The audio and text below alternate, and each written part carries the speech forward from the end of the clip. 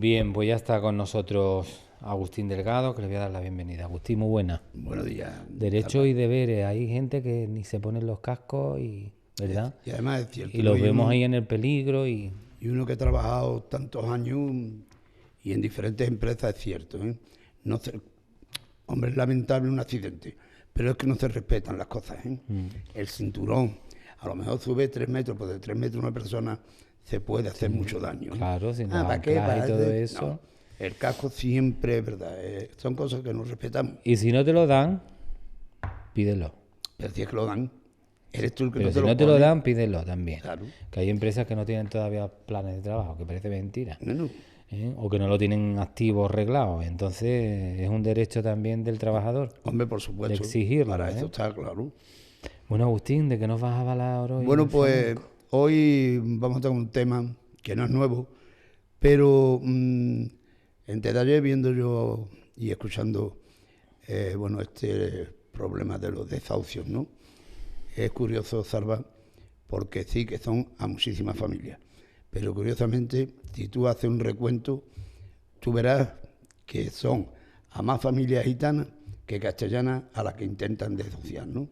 Esto está ocurriendo otra vez en Jerez, Cádiz, San Fernando, en el propio Algeciras, Almería. Oye, y conoces tú a esta familia como a esta, por ejemplo, de Algeciras, que el banco debe un dinero, esta familia del banco vende la casa, la vende, viviendo este matrimonio con 3 hijos, y ahora le ofrecen una casa en Benalúcidonia, para que paguen 50 euros al mes. Pero se tienen que ir de su casa de Algeciras y de su pueblo. Es que esto no se entiende. Y son gitanitos, Deja todo, vamos. Y claro, y en Almería está ocurriendo un tanto parecido, en Jerez igual, ¿no? Y casualmente, oye, es así, Salva, a la mayoría de nosotros, de los castellanos, no nos sacan. Es una familia gitana y la saca en la televisión, porque es regla de 3, ¿no? Pues con todo este movimiento, eso fue antes de anoche, me puse y quiero hablar, vamos a hablar, siempre relacionado, esto sí, relacionado con el flamenco. La política va al político. Pero vamos a hablar precisamente de aquella persecución del siglo XV, que llegó hasta el XVII y que prácticamente ya en el siglo XVIII, principio del siglo XVIII, fue cuando aquello se paró, justamente, ¿no? Por eso hay frases como dice que los pueblos que más sufren son los que más cantan, y Andalucía ha sido siempre y sigue siendo una región sufridora, ¿no? Y por eso hay una frase que a mí siempre, desde que la leí la primera vez, y que dice, dice el andaluz, si porque canto crees que estoy alegre, yo soy como el ruiseñor, en no cantando se muere, ¿no? Eso es una frase que quedó ahí, yo creo que definiendo el carácter de los andaluces, ¿no? De cómo somos los andaluces. Sí, que somos más... Así que toda la Andalucía es cantadora, pero no en todas las provincias se canta igual. Y yo lo explico. Cuando ojo con lo que digo, los mal llamados reyes católicos impregnaron aquella prismática de ley que se la encargaron a 2 gobernadores, a Mateo Alemán y a Pérez Ruiz, que eran de Medina del Campo. Y esa ley era que persiguiera a los gitanos a hierro y fuego. Y así fue, se empezó a cumplir, ¿no? Llegaron a Sevilla y, bueno, pues figúrate la que liaron. Sacaban a los gitanos de los altares, los sacaban a la calle, allí los maltrataban. Llegaron a cortar los puentes de Triana, los 2 puentes que había, entonces eran de cuerda. Recordamos, por ejemplo, para ponerte un ejemplo más, el que había en Guadarranque, que cruzábamos el río, ¿no? Entonces cortaron los puentes para que los gitanos no pudieran pasar a Sevilla al centro. Y estaban en Triana. Sí, en el núcleo de Triana. Y la tercera, pues que aquellos gitanos que venían deambulando por Triana, le cortaban las orejas y los echaban al campo. Muchos de ellos morían. La cuarta, todavía más dolorosa si quieres, separar a los hombres de las mujeres para que la raza no se procreara, ¿no? Que esto ya era todavía más fuerte. Como eso te puedo contar, yo qué sé, infinidad de cosas que ocurrieron, ¿no? En verdad, esto era ir a por unas personas que el único pecado que habían cometido era ser gitanos, ¿no? De todo esto, Salva, bueno, pues, por ejemplo, te he hablado de Jerez y de Cádiz con los puertos. En la parte de Jerez, sobre todo en Cádiz, en los puertos, bueno, pues ¿qué hacían?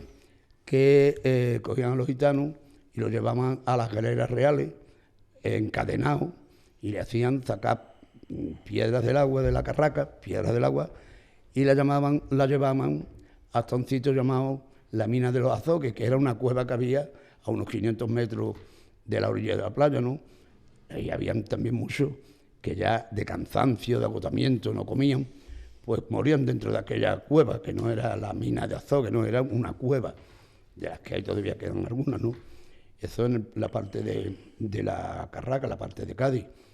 Después metían en la cárcel, aparentemente sin motivo fuerte, pues lo metían en la cárcel.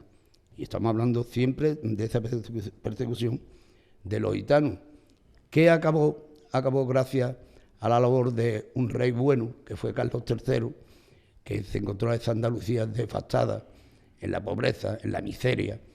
Y entonces él sí promulgó una ley en la que aquel gitano o aquellos gitanos que se acoplaran a esa ley, pues ellos iban a tener un trabajo y además unos apellidos de los que carecían en principio. Te hablo del 15 al 16, ¿no? Siglo XV y XVI.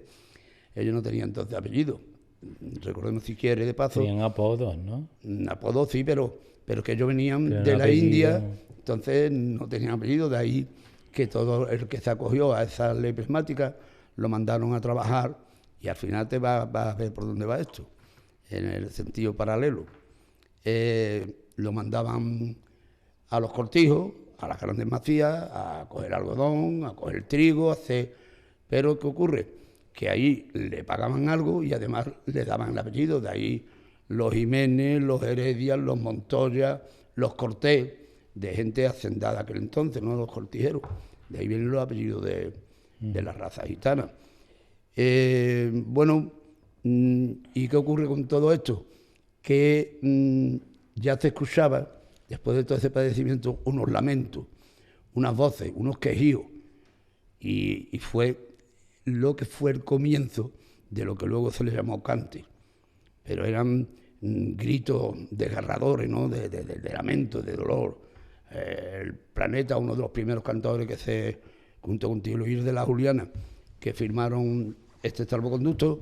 Bueno, pues el Planeta, ¿por qué el apodo del Planeta? Porque este hombre solía cantarle de madrugada, en las puertas, se supone, de las chozas, de las chabolas, le cantaba a los astros del cielo. Y una letra que hoy se canta y todavía llega a nosotros. ¿Sí? Claro, se lo pido a la estrella, la del alto cielo, que me lleve con mi padre, que verlo camelo. Otros lo hacen igual, pero en vez de la estrella se lo pide a la luna, la del alto cielo, ¿no? Es una tona que ha llegado a nosotros. Después, en cuanto a carceleras, también se está cantando gracias a Antonio Mairena, que recogió estas carceleras de presos, gitanos presos en la cárcel, ¿no? Hay una, por ejemplo, que dice, esa es de los pelados de Triana, que dice: 24 calabozos tiene la cárcel de Utrera, 25 llevo andado, el más oscuro me queda. O a la puerta, a la reja de mi cárcel no me vengas a llorar, porque en vez de darme pena, de quitarme pena, me las vienes a dar. O otra muy, de luego también muy de eso, que también se cantan hoy, que a uno lo amarraban por las piernas y a otro lo amarraban por las manos. Y va a darle más... A uno lo amarraban por las manos y a otro lo amarraban por los pies. Y para darle dobles castigos no le daban qué comer. Y aquel que se va diciendo en el silencio: qué grande es la libertad, ¿no? Que son carceleras que han llegado a nosotros hoy. Bueno, y también los condenaban a los barcos, ¿no? Eso ahí, las galeras reales. Las galeras reales. Eran galeras que lo hacían remar. Hacían remar y para adelante y para atrás. Ellos. Mientras los otros encadenados sacaban que cantaban ellos esa canción para animarse y para estar. Claro, es que haciéndole esfuerzo. Era el lamento. ¿No? Por eso digo que lo de flamenco llegó muchos años después, allá por 1862, cuando los cafecantantes y el flamenco que es así, hay que decirlo, aparte de que es andaluz, el flamenco, el cante empezó en los gitanos, hasta que llegaron los cafés cantantes y el flamenco se divulgó de una manera que ya ahí no estaba ni la tonal ni la se hizo más carcelera. popular. Exacto. Pero de todos modos, Agustín, cuando hablamos de flamenco, hablamos de quejío, el quejío flamenco. Es que está claro. Es una queja, ¿no? Es un... Exacto, lo que pasa es que este cante al salir del hogar gitano ya se puso más endeble, más sencillo, ¿no? Y te decía, ahora que te has dicho... Claro, después mejoran los tiempos y ya prácticamente se inicia, digamos, el cante festero y todas estas cosas, ¿no? Claro, pero... Pero realmente la raíz viene de Sí, de los lo que pasaron. de los padecimientos, mira. De lo que padecieron. Una cosa que tú esta sí lo sabes, porque me consta que tú lo sabes, pero que para que nuestros televidentes nos digan, bueno, ¿y tú hacías así? Sí. Por ejemplo, con perdón porque yo no soy, pues si fuera racista no estaría hablando de esto, ¿no? Yo quiero mucho a los gitanos. Los hay como nosotros, pero yo le tengo mucho aprecio a los gitanos. Esa es la verdad. Y no por el flamenco, sino porque conozco a muchas familias que no son flamencas y son gitanos. Por ejemplo, nos acordamos ahora de los negros, por eso digo que de racismo nada, de los negros. ¿Qué ocurre? Que también los vendían, los llevaban en una barcaza encadenados y los llevaban, tú me rectificas ahora porque yo no sé si es el Mississippi o el Mississippi. Sí. Es verdad. Mississippi.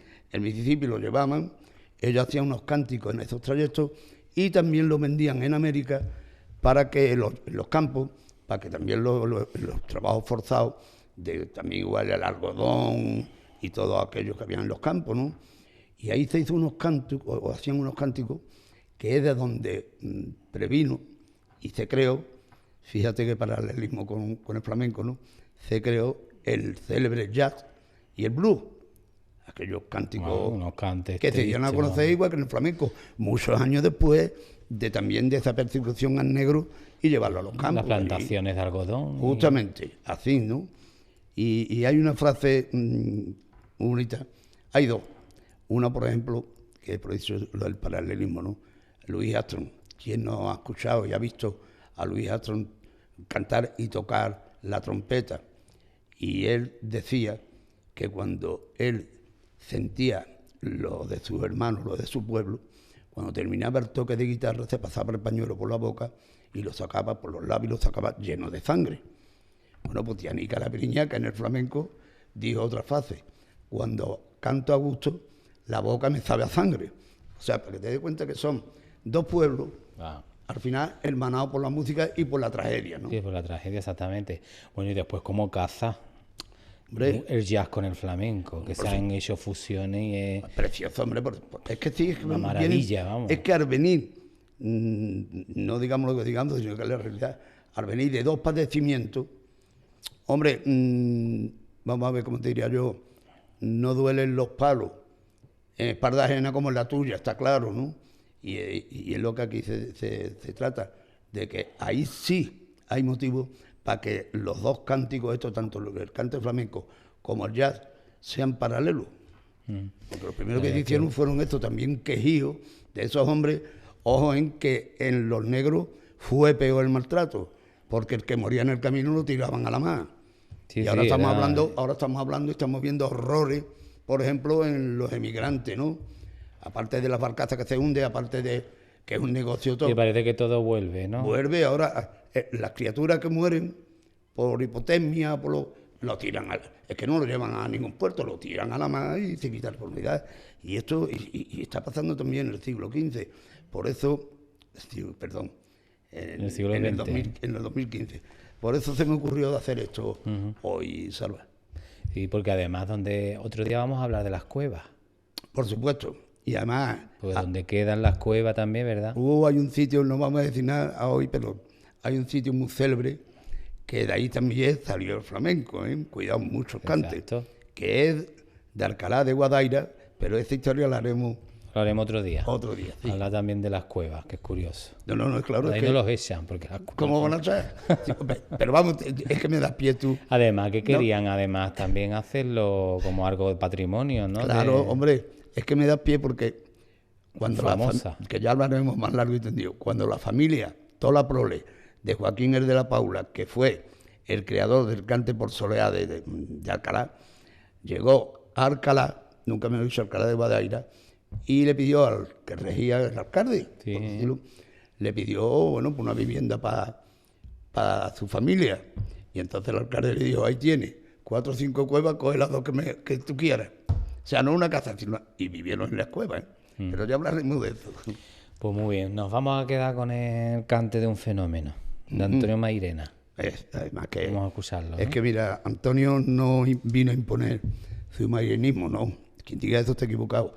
Un Antonio- rescatador y un estudioso. Exactamente. Esta tona, ten en cuenta que esto está ya ahora en el último disco que hizo Antonio Mairena, El porqué del calor de mis recuerdos, que lo hizo en el 83 y murió en el 83 sin escucharlo.